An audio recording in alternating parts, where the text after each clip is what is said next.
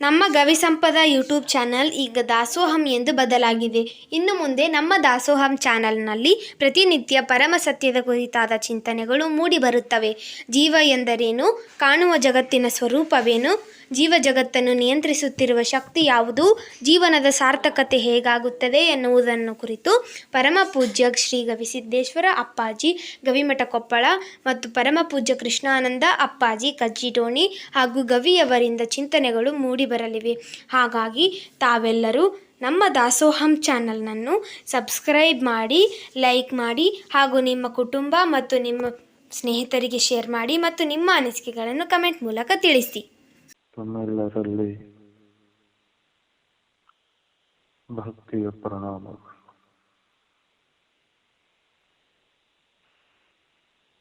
ನಿನ್ನೆಯ ದಿನ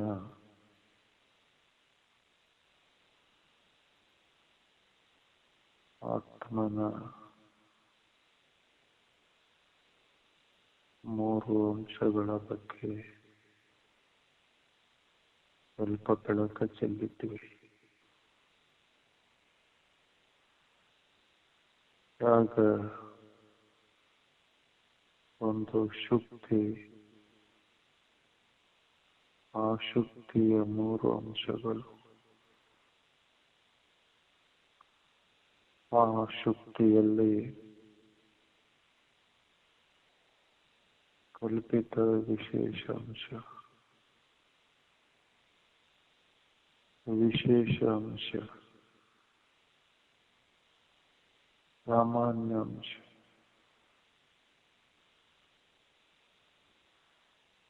ಕಲ್ಪಿತ ವಿಶೇಷ ಅಂಶ ಕ್ಷಣಕಾಲ ತೋರ್ತದೆ, ದೀರ್ಘಕಾಲ ತೋರ್ತದೆ. ಸಾಮಾನ್ಯ ಅಂಶ ಅನಂತ ಕಾಲ. ಯಾವಾಗ ಅದು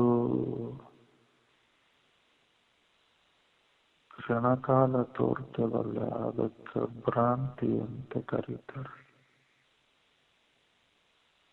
ಯಾವುದು ದೀರ್ಘಕಾಲ ತೋರ್ತದೆ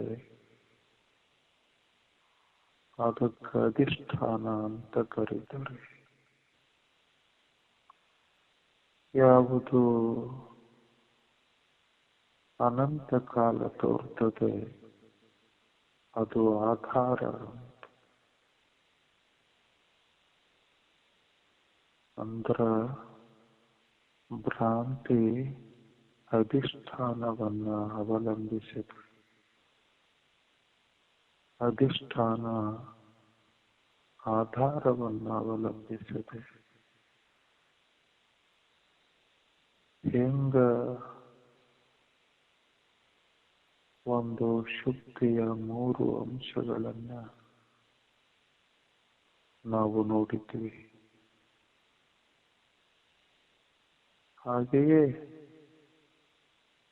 ಆತ್ಮನ 3 ಅಂಶಗಳನ್ನ ನೋಡಲಿಕ್ಕೆ ನಿನ್ನೆಯಿಂದ ಪ್ರಾರಂಭಿಸಿದ್ವಿ. ಯಾವಾಗ ಒಂದು ಶುದ್ಧಿಯನ್ನ ದೃಷ್ಟಾಂತವಾಗಿ ನಾವೆಲ್ಲ ಬಳಸಿದೀವಲ್ಲ, ಆವಾಗ ಉಳಿದ ವಿಜ್ಞಾನವನ್ನು ಅರಿಯಲಿಕ್ಕೆ ನಮಗೆ ಅನುಕೂಲ ಆಯಿತು. ಎಷ್ಟು ಅನುಕೂಲ ಆಯ್ತು ಅಂದ್ರೆ, ನಮ್ಮನ್ನ ದೃಷ್ಟಾಂತ ಕೈ ಹಿಡಿದು ಕರ್ಕಂದ ಹೊಂಟಿತು. ಅಷ್ಟು ಸುಂದರವಾಗಿ ನಮಗ ಒಂದು ದೃಷ್ಟಾಂತ ಸಹಕಾರಿಯಾಯಿತು.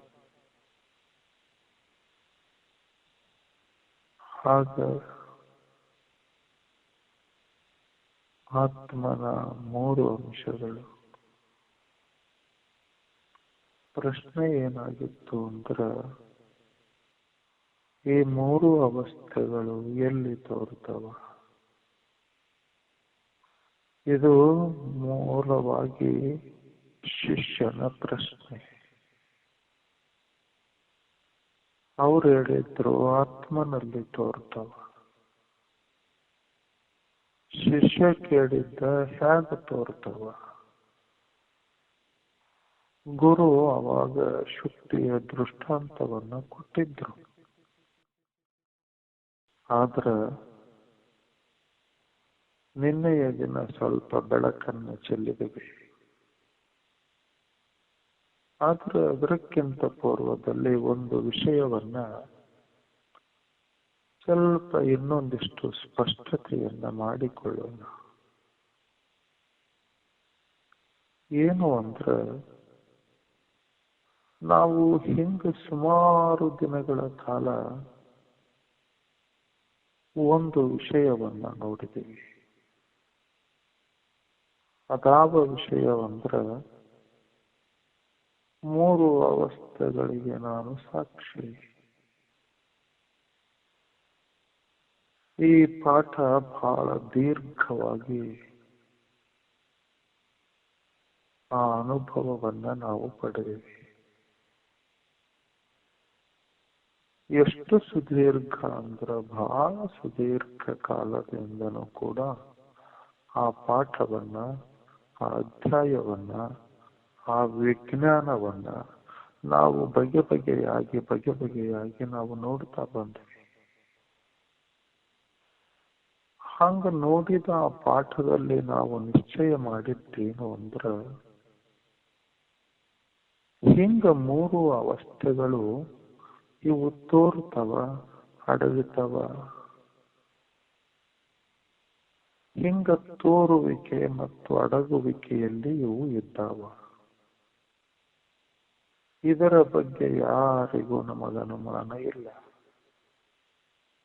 ಹೆಂಗ ಜಾಗೃತ ಕಾಲ ತೋರ್ತದೆ, ಇಂಥ ಅವಸ್ಥೆಯಲ್ಲಿ ಸ್ವಲ್ಪ ಹೊತ್ತು ನಾ ಇರ್ತೇನೆ, ಹಂಗ ಇದು ಮರೆಯಾಗ್ತದೆ. ಸ್ವಪ್ನ ಕಾಲ ಬರುತ್ತದೆ, ಅದು ಮರೆಯಾಗ್ತದೆ. ಹಂಗ ನಿದ್ದೆ ಬರ್ತದೆ, ಅಲ್ಲೂ ಒಂದಿಷ್ಟು ಕಾಲ ವಿಶ್ರಾಂತಿ ಪಡ್ತೇನೆ, ಮತ್ತೆ ಪುನಃ ನಾನು ಜಾಗೃತಗೊಳ್ತೇನೆ. ಈ ಪಾಠವನ್ನ ನಾವು ಪುನಃ ಸುಮಾರು ದಿನಗಳ ಕಾಲ ನೋಡಿ, ಈ ಅವಸ್ಥೆಯ ಚೌಕಟ್ಟಿನೊಳಗ, ಜಾಗೃತ ಅವಸ್ಥೆಯ ಚೌಕಟ್ಟಿನೊಳಗ ಪಂಚಮಹಾಭೂತಗಳಿದ್ದಾವ, ಪ್ರಕೃತಿ ಇದೆ. ಆ ಪ್ರಕೃತಿಯಲ್ಲಿ ಹೆಂಗ ಬಗೆಯಾದ ವೈವಿಧ್ಯಮಯವಾದ ಜಗತ್ತಿದೆ. ಅಂಥ ಜಗತ್ತಿನ ಒಂದು ತುಂಡು ವ್ಯಷ್ಟಿ ದೇಹ. ವ್ಯಷ್ಟಿ ದೇಹ ಅಂದ್ರ ನಿನಗಿರುವ ದೇಹ. ಅಂಥ ನಿನಗಿರುವ ದೇಹ ಅಲ್ಲಿ ಆ ಸಮಷ್ಟಿ ದೇಹವನ್ನೇ ಭೋಗಿಸ್ತದೆ. ಅಲ್ಲಿರುವ ಮಧ್ಯಕ್ಕಿರುವ ದೇವತೆಗಳು ಮತ್ತು ದೇಹದ ಪ್ರಾಣಗಳು, ಕರ್ಮೇಂದ್ರಿಯಗಳು, ಜ್ಞಾನೇಂದ್ರಿಯಗಳು, ಅಂತಃಕರಣಗಳು, ಅಲ್ಲಿರುವ ಜೀವ, ಆ ಜೀವನ ಎಂದಿರುವ ಅವಿದ್ಯೆಯಲ್ಲಿ ಅಡಗಿರುವ ಸಂಸ್ಕಾರ, ವಾಸನ, ಏನು ಅನಂತ ರೂಪದಿಂದ ಎಲ್ಲಿದು ಜಾಗೃತ ಅವಸ್ಥೆಯಲ್ಲಿ. ಜಾಗೃತ ಅವಸ್ಥೆಯ ಚೌಕಟ್ಟನ್ನ ಮೀರಿ ಯಾವ ಪಂಚಮಹಾಭೂತಗಳು ಹೊರಗೆ ಬಂದಿದ್ದಿಲ್ಲ, ಅದೇ ಚೌಕಟ್ಟಿನಲ್ಲಿ ಇತ್ತು. ಹಾಗ ಸ್ವಪ್ನ ಲೋಕವನ್ನು ನೋಡಿದ್ವಿ. ಅಲ್ಲಿರುವ ಪಂಚತನ್ಮಾತ್ರಗಳು, ಅಲ್ಲಿರುವಂತಹ ಬೆಳಕ, ಆ ಬೆಳಕಿನಲ್ಲಿ ಕಂಡಂತಹ ಚಿತ್ರಗಳು, ಅಲ್ಲಿರುವ ನನಗೊಂದು ದೇಹ, ದೇಹದಲ್ಲಿರುವ ಪ್ರಾಣ, ಆ ಪ್ರಾಣದಲ್ಲಿರುವ ಅಂತಃಕರಣಗಳು ಮತ್ತು ಎಲ್ಲ ಜೀವ, ಅಲ್ಲಿರುವ ನಿನ್ನದೇ ಜಾಗೃತ್ ಕಾಲದ ಒಂದು ಸಂಸ್ಕಾರ ರೂಪದ ಒಂದು ವಾಸನೆಯ ಗಂಟಿನಿಂದ ಎಲ್ಲವೂ ನಡೆದದ್ದನ್ನ ನಾವು ನೋಡಿದ್ವಿ. ಹಾಗ ನಿದ್ರಾ ಕಾಲದಲ್ಲಿ ತೋರಿದ ಎಲ್ಲ ಕಾಣದಿರುವಿಕೆ, ಆ ಕತ್ತಲು, ಅಲ್ಲೊಂದರಿಯುವಂತಹ ಬಲು ಸೂಕ್ಷ್ಮವಾದ ದೇಹ, ಆ ದೇಹದಲ್ಲಿ ಹಿಂಗ ನೀನು ವೀಕ್ಷಣೆ ಮಾಡುವವ, ಎಲ್ಲವೂ ಕೂಡ ಅಲ್ಲೊಂದು ಜೀವ. ಇಂಥದೇ ಮತ್ತೊಂದು ಅವಸ್ಥೆ ಸೂಕ್ಷ್ಮವಾಗಿ ಅಲ್ಲಿ ನಿದ್ರಾ ಅವಸ್ಥೆಯಲ್ಲಿ ಇತ್ತು. ಈ ಮೂರು ಅವಸ್ಥೆಗಳು ಒಂದು ತೋರಿದಾಗ ಮತ್ತೊಂದು ತೋರ್ತಾ ಇದ್ದಿಲ್ಲ ಅನ್ನುವುದನ್ನ ನಾವು ನೋಡಿದ್ವಿ. ಇದು ತೋರಿದಾಗ ಅದು ತೋರ್ತಾ ಇದ್ದಿಲ್ಲ ಅಂತ ಅಂದ ಬಳಿಕ, ಈ ವಿಜ್ಞಾನವನ್ನ ನಾವು ಕಂಡ ಬಳಿಕ, ಇವು ಒಂದು ಸದಾ ಕಾಲವಾಗಿ ಈ ಮೂರನ್ನ ನೋಡುವ ಯಾವುದೋ ಒಂದು ಒಬ್ಬ ಇದ್ದ ಅನ್ನುವುದನ್ನು ನಾವು ಗಮನಿಸಿದ್ವಿ. ಯಾಕಂದ್ರೆ ಈ ಮೂರು ಅವಸ್ಥೆಗಳನ್ನ ನೋಡವ ಮೂವರಿಲ್ಲ, ಒಬ್ಬವನು ಇದ್ದಾನೆ. ಜಾಗೃತ ಅವಸ್ಥೆಯನ್ನು ಆತ ನೋಡಿದ, ಸ್ವಪ್ನಾವಸ್ಥೆಯನ್ನು ಆತ ನೋಡಿದ, ನಿದ್ರಾವಸ್ಥೆಯನ್ನು ಆತ ನೋಡಿದ. ಮೂರು ಅವಸ್ಥೆಯ ಅನುಭವಗಳನ್ನ ಅನುಕೂಲಕರವಾದ ಜಾಗೃತ ಕಾಲದಲ್ಲಿ ಹೇಳಿದ ಅಷ್ಟೇ. ಆದ್ರೆ ಮೂರು ಅವಸ್ಥೆಗಳನ್ನ ಆತ ಮೂರು ಅವಸ್ಥೆಗಳಲ್ಲಿ ನೋಡಿದ. ನೋಡಿದಂತಹ ಒಬ್ಬ ಏನು ಇದ್ದಾನ ಆತ ಮೂವರಾಗಿಲ್ಲ, ಆತ ಒಬ್ಬವನೇ ಆಗಿದ್ದಾನೆ. ಒಬ್ಬವನೇ ಆದಂತಹ ಆತ ಏಕ, ಆ ಏಕ ಒಬ್ಬವನೇ ಮೂರು ಅವಸ್ಥೆಗಳಲ್ಲಿ ಇದ್ದ. ಅವಸ್ಥೆಗಳು ಮೂರಿದ್ದು ಅಷ್ಟೆ. ಇಲ್ಲ ಸ್ವಪ್ನ ಬಿದ್ದಾಗ ಹಿಂಗ ನಮ್ಮ ತಮ್ಮಿದ್ದ, ನನ್ನ ಸ್ವಪ್ನ ನಮ್ಮ ತಮಗ ಬಿದ್ದಿತ್ತು. ಜಾಗ್ರದಲ್ಲೇ ನಮ್ಮ ತಂದೆ ಇದ್ದ, ಜಾಗೃತ ಕಾಲದಲ್ಲಿ ನಾನು ತಂದೆಯಾಗಿದ್ದೆ. ಹಿಂಗೇನಾದ್ರೂ ಯಾರಿಗಾದ್ರೂ ಆದದ್ದು ಉಂಟೇನು? ಏನೂ ಇಲ್ಲಲ್ಲ. ಸದಾ ಕಾಲ ಮೂರು ಕಾಲದಲ್ಲಿ ಒಬ್ಬವನೇ ಇದ್ದಾನೆ. ಆ ಮೂರು ಕಾಲಗಳು ಇವನಲ್ಲಿ, ಮೂರು ಕಾಲಗಳನ್ನ ಇವನು ದೃಷ್ಟಾನಂತೆ ನೋಡ್ಯಾನ, ಅವು ದೃಶ್ಯದಂತೆ ಕಂಡಾವ. ಎಷ್ಟು ವಿಜ್ಞಾನವನ್ನ ನಾವು ಸರಿಯಾಗಿ ನೋಡಿವಿ, ಎಲ್ಲೂ ನಮಗೆ ಅನುಮಾನ ಬಂದಿಲ್ಲ. ಈಗ ಕೇಳ್ತಾನ ಶಿಷ್ಯ, ಆತ್ಮನಲ್ಲಿ ತೋರಿದು ಅಂತ ನಾನು ಈ ಅವಸ್ಥೆಗಳು ಎಲ್ಲಿ ತೋರಿದು ಅಂತ ಗುರುಗಳೇ ನಿಮ್ಮನ್ನ ನಾನು ಪ್ರಶ್ನೆ ಮಾಡಿದರೆ ನೀವು ಹೇಳಿದಿರಿ ಆತ್ಮನಲ್ಲಿ ತೋರಿದು. ಹಿಂಗ ಆ ಆತ್ಮಂದ್ರರ ಯಾರು, ಹೆಂಗ ಜನ ಸ್ವಲ್ಪ ಹೇಳ್ರಿ. ಅವಸ್ಥೆಗಳು ಹೆಂಗ ತೋರಿದು ಅಂತ ಮುಂದೆ ನೋಡೋಣ. ಆದ್ರೆ ಹಿಂಗ ಅವ ಇರದರ ಹೆಂಗ ಜನ? ಯಾಕ ನಾನು ಇದಷ್ಟು ಪುನರಪಿ ತಮಗ ಇನ್ನೊಂದು ಸಲ ಈ ಚಿತ್ರಣವನ್ನ ತಮ್ಮ ಮುಂದೆ ಇಡಬೇಕಾಗಿತ್ತು ಅಂದ್ರ, ಗುರು ಆತ್ಮನಲ್ಲಿ ತೋರಿದು ಅಂತ ಹೇಳಿದ, ಹೌದಂದ. ಆಮೇಲೆ ಮತ್ತೆ ಕೇಳಿದ ಹೆಂಗ ತೋರಿದು ಅಂದದಕ್ಕ ಮತ್ತೊಂದು ವಿಜ್ಞಾನವನ್ನ ಇಷ್ಟು ದಿನಗಳ ಕಾಲ ನೋಡಿದಿವಿ. ಈಗ ಮತ್ತೆ ಆ ದೃಷ್ಟಾಂತದ ಲಕ್ಷ್ಯಾರ್ಥ ಭಾಗವನ್ನು ಹೇಳಕಚ್ಚಾನ. ಆ ದೃಷ್ಟಾಂತದ ಯಾಕೆ ಹೇಳಿದ್ದ ಅಂತ ಅನ್ನುವ ಮೂಲ ಕಾರಣವನ್ನ ಇನ್ನು ಮೇಲೆ ಆತ ತಿಳಿಸುವಾತ ಇದಾನ. ಅದಕ್ಕಿನ್ನ ಪೂರ್ವದಲ್ಲಿ ನಮಗೆ ಇದರ ಸ್ಪಷ್ಟತೆ ಆಗಬೇಕಲ್ಲ. ಶಿಷ್ಯನಿಗೆ ಸ್ಪಷ್ಟತೆ ಆಗ್ಬೇಕು. ಹಿಂಗ ಆತ್ಮ, ಏನ್ ಆತ್ಮ ಅದು ಹೆಂಗ? ಅವಾಗ ಗುರು ಅಂತಾನ, ನೋಡು, ಎರಡು ವಿಷಯಗಳಂತೂ ನಿಶ್ಚಯ ಅದು.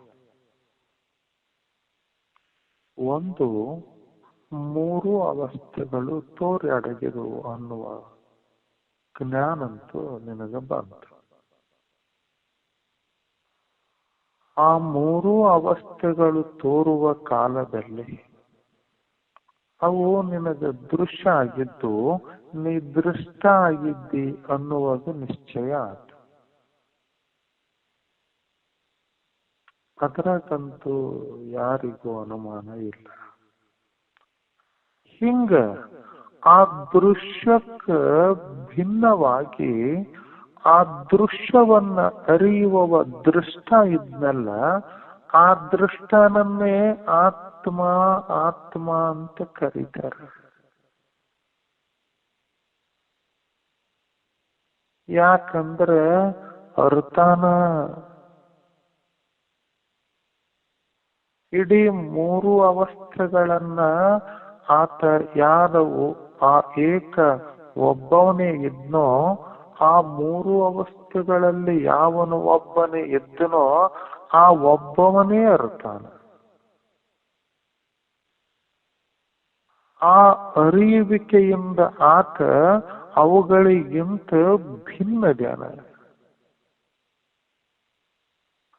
ಆ ಅರಿಯುವಿಕೆಗಳು, ಆ ಅರಿಯುವಿಕೆ ಏನದ, ಆ ಅರಿಯುವಿಕೆ ಆತನನ್ನ ಆ ದೃಶ್ಯದಿಂದ ಭಿನ್ನ ಮಾಡಿ ತೋರಿಸದ. ದೃಶ್ಯ ಹಿಂಗ ಅರಿಯುವವನ ಮ್ಯಾಗ ತೋರ್ಯದ, ಆತ್ಮನ ಮ್ಯಾಗ ತೋರ್ಯದ, ಆತ್ಮನ ಮ್ಯಾಗ ತೋರ್ಯದ, ಆತ್ಮನ ಮ್ಯಾಗ ತೋರ್ಯದಂದ್ರೆ ಏನಲ್ಲ. ಆತ್ಮನ ಮ್ಯಾಗ ತೋರಿದ್ದಂದ್ರೆ ಇಷ್ಟ, ಯಾವುದು ಏನು ಮೂರೂ ಕಾಲದಲ್ಲಿಯೂ ಇದ್ದಾನಲ್ಲ ಅವನ ಮ್ಯಾಲೆ ತೋರ್ಯದ. ಅವನ ಮ್ಯಾಲೆ ತೋರಿ ಆಶ್ಚರ್ಯ ಏನು ಅಂದ್ರ, ಆ ತೋರಿದ ಒಳಗಡೆಯಿಂದ ಅವ ಹ್ಯಾಗ ಹೊರಗೆ ಬಂದು ಮತ್ತೆ ಅದನ್ನ ನೋಡ್ಯಾನ ನೋಡು, ಇದು ಆಶ್ಚರ್ಯ. ಯಾವುದು ಮುಚ್ಚಿ ಹಾಕಿದೆಯೋ, ಯಾವ ಅವಸ್ಥೆಗಳು ಆತನ ಮ್ಯಾಗ ತೋರ್ಯಾವೋ ಅದೇ ಅವಸ್ಥದೊಳಗ ತನ್ನ ಕಿರಣಗಳನ್ನ ಹಿಂಗ ಚೆಲ್ಲಿ ಆ ಕಿರಣಗಳಿಂದ ಪುನಃ ಅವಸ್ಥೆಯನ್ನ ಬಂದು ಮತ್ತೆ ಪ್ರತಿಯಾಗಿ ಎದುರಿಟ್ಟು ಅರ್ಥನಲ್ಲ, ಇದು ಆಶ್ಚರ್ಯ.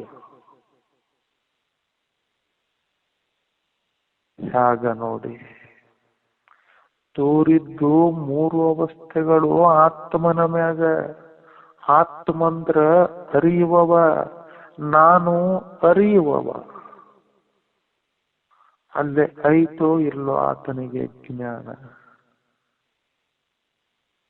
ಸದಾ ಕಾಲ ನಾನು ಮೂರು ಅವಸ್ಥೆಗಳನ್ನ ಅರಿಯುತ್ತೇನೆ ಅಂದಾಗ ಆತ ಚೇತನಾದ.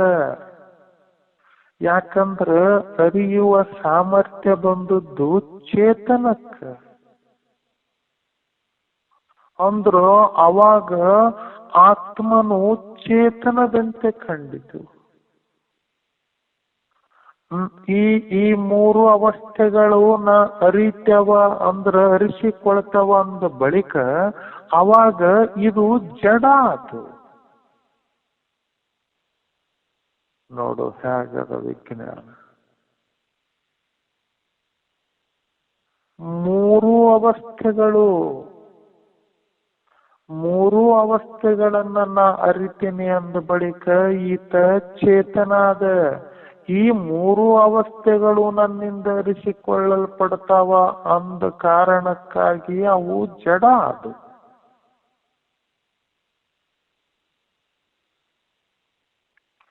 ಈ ಮೂರು ಅವಸ್ಥೆಗಳಲ್ಲಿ ಸುಖ ದುಃಖದ ಅನುಭವದ. ಅಂಥ ಸುಖ ದುಃಖದ ಅನುಭವವನ್ನ ನಾನು ಅರಿತೀನಿ ಅನ್ನುವಾಗ ಇವ ಆನಂದ ಸ್ವರೂಪಾದ. ಅವು ಸುಖ ದುಃಖಕ್ಕೆ ಈಡಾದವು. ಇಂಥ ಅರಿಯುವವ ಈತ ಆನಂದ ಸ್ವರೂಪನಿದ್ದ. ಅರಿಸಿಕೊಳ್ಳುವ ಮೂರು ಅವಸ್ಥೆಗಳಲ್ಲಿ ಸುಖ ದುಃಖ ಇದೆ. ಎಷ್ಟು ಸೂಕ್ಷ್ಮದೆ, ಹೇಗ ಸೂಕ್ಷ್ಮದೆ. ಎಲ್ಲಿಂದ ಪ್ರಾರಂಭ ಮಾಡಿರಿ? ನೆನಪ ಇರ್ಲಿ, ಸ್ವಲ್ಪ ಜಾಗ ತಪ್ಪಿದರೂ ಜಾರಿ ಬೀಳುವ ಸಂಭವ ಅದ. ಹೆಂಗ ಎಲ್ಲಿಂದ ಹಿಂಗ ಶುರು ಮಾಡಿದಿರಲ್ಲ, ಈಗ ನೋಡಿ, ಯಾವಾಗ ಈ ಮೂರು ಅವಸ್ಥೆಗಳನ್ನ ನಾ ಅರಿತೀನಿ ಅಂದಾಗ ನೀನು ಅರುಸ್ವರೂಪನಾದಿ. ಇವು ಏನಾದವು? ಜಡ ಅದು. ಯಾಕಂದ್ರೆ ಈ ಮೂರು ಅವಸ್ಥೆಗಳು ನಿನ್ನಿಂದ ಅರಿಸಿಕೊಳ್ಳಲ್ಪಡ್ತಾವ.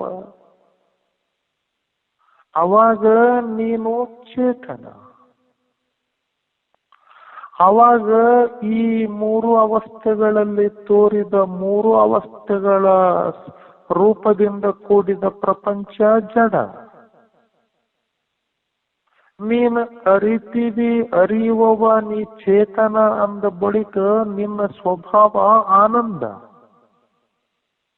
ಇವು ಅರಿಸಿಕೊಳ್ತಾವಲ್ಲ ಈ ಪ್ರಪಂಚ, ಇವುಗಳ ಸ್ವಭಾವ ಹೆಂಗೈತೆ ಅಂದ್ರೆ ಸದಾ ಸುಖ ದುಃಖ. ಸುಖ ಬ್ಯಾರೆ, ಆನಂದ ಬ್ಯಾರೆ. ಹಿಂಗ ಇಂಥ ಅರಿವ, ಇಂಥ ಆನಂದ ಸ್ವರೂಪವಾದದ್ದು ಇದು, ಇಂಥದ್ದು ಏನು ಐತಲ್ಲ ಇದು ಯಾವತ್ತು ಅದರ ಜೊತೆ ಸಂಗ ಆಗಿಲ್ಲ. ಅಂದ್ರ ಹೆಂಗ ಕಪ್ಪೆ ಚಿಪ್ಪಿನ ಮ್ಯಾಗ ಮೂರು ಅವಸ್ಥೆಗಳು ತೋರಿದುವಲ್ಲ ಹೊರತಾಗಿ ಮೂರು ಅವಸ್ಥೆಗಳು ಕಪ್ಪೆ ಚಿಪ್ಪಿನಲ್ಲಿ ಕೂಡಿಲ್ಲ. ಹಂಗ ಈ ಮೂರು ಅವಸ್ಥೆಗಳು ಆತ್ಮನ ಮ್ಯಾಗ ತೋರಿದುವಲ್ಲ ಹೊರತಾಗಿ ಆತ್ಮನೊಳಗ ಕೂಡಿಲ್ಲ. ಅದಕ್ಕೆ ಇವ ಅಸಂಗ.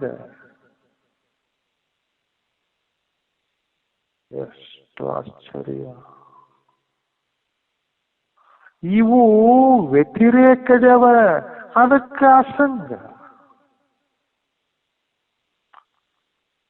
ಹಾಗದ ಯಾವತ್ತೂ ಕೂಡ ಆತ್ಮನನ್ನ ಬಿಟ್ಟು ಈ ಮೂರು ಅವಸ್ಥೆಗಳು ತೋರಿಲ್ಲ. ಅದಕ್ಕೆ ಇವು ಆತ್ಮನ ಜೊತೆ ಅನ್ವಯ.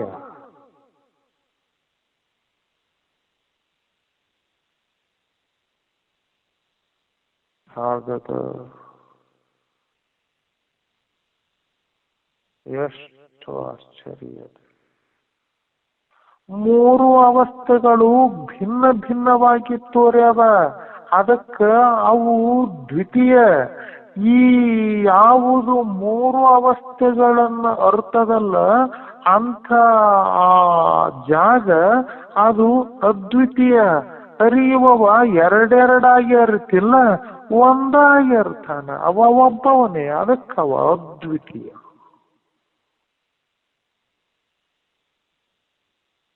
ಇಂಥ ಮೂರು ಅವಸ್ಥೆಗಳು ಇವು ಅನೇಕ.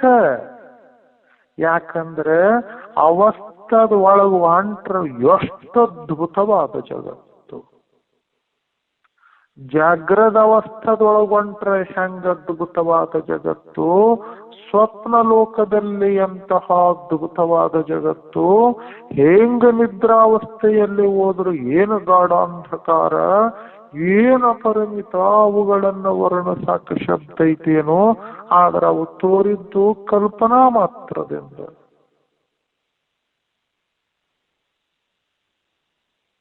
ಇದು ನೀವೇ ನೋಡಿರುವ ವಿಜ್ಞಾನ.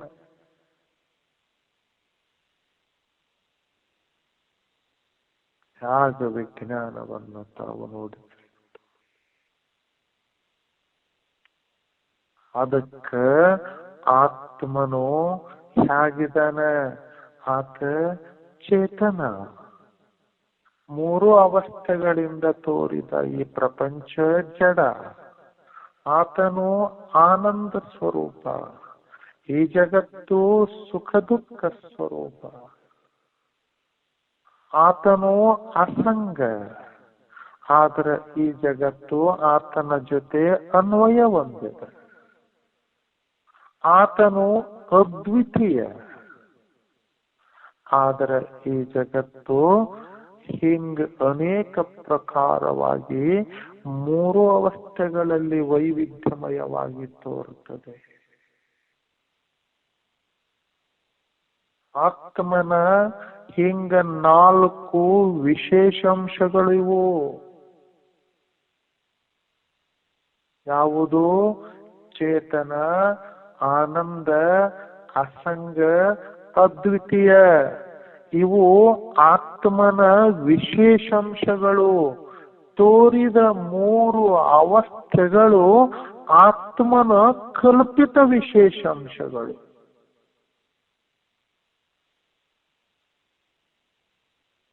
ಅವು ಕಲ್ಪನೆಯಲ್ಲಿ ಮಾತ್ರ ಇದಾವ. ನೋಡಿ ಹಾಗೆ ಈ ದಿನ ಆತ್ಮನ ವಿಶೇಷ, ಆತ್ಮನ ಕಲ್ಪಿತ ವಿಶೇಷ ಅಂಶವನ್ನ ಎಷ್ಟು ವಿಜ್ಞಾನಪೂರ್ಣವಾಗಿ ತಾವು ಅರಿತೀರಿ. ಇವನು ಚೇತನ, ಅದು ಜಡ. ಇವನು ಆನಂದ ಸ್ವರೂಪ, ಅದು ಸುಖ ದುಃಖದಿಂದ ಕೂಡ್ಯದ. ಇವನು ಅದ್ವಿತೀಯ, ಅದು ಅನೇಕ. ಇವನು ಅಸಂಗ, ಅದು ಅನ್ವಯ. ಎಲ್ಲೂ ಕೂಡ ಹಿಂಗ ಚೇತನ ಹೊರತಾನ ಅಂದ ಬಳಿಕ ಮೂರೂ ಕಾಲದಲ್ಲಿ ಹೊರತಾನಂದ ಬಳಿಕ ಅಸಂಗ ಜನ. ಸಂಗದ್ರ ರೇಖೆ ಹೆಂಗ ಬರ್ತೈತೆ ಹೇಳು, ಕೂಡಿದ್ರ ರೇಖೆ ಹೆಂಗ ಬರ್ತೈತೆ ಹೇಳು. ಅರ್ಥಾನಂದ ಬಳಿಕ ಅದರಿಂದ ದೂರ ಜನ, ಅದಕ್ಕೆ ಅರ್ಥಾನ. ಹಂಗ ಆತ್ಮನ ವಿಶೇಷ ಅಂಶ. ಆತ್ಮಂದ್ರ ಅರಿಯುವವ, ಜಗತ್ತು ಅಂದ್ರ ಮೂರು ಅವಸ್ಥೆಗಳಿಂದ ಕೂಡಿದ ಜಗತ್ತು, ಅರಿಸಿಕೊಳ್ಳುವುದು. ಇಂಥ ಆತ್ಮನ ಲಕ್ಷಣ ಏನು ಅಂದ್ರ ವಿಶೇಷ ಅಂಶ. ಆತ್ಮನ ವಿಶೇಷ ಅಂಶ ಏನು ಅಂದ್ರ ಆತ ಆನಂದ, ಅಸಂಗ, ಅದ್ವಿತೀಯ ಮತ್ತು ಚೇತನ. ಈ ಜಗತ್ತು ಜಡ, ಇದು ದುಃಖ ರೂಪದಿಂದ ಕೂಡಿದ್ದು. ಹಾಗ ಅನೇಕ ಪ್ರಕಾರವಾದ ವಿಕಾರವುಳ್ಳದ್ದು.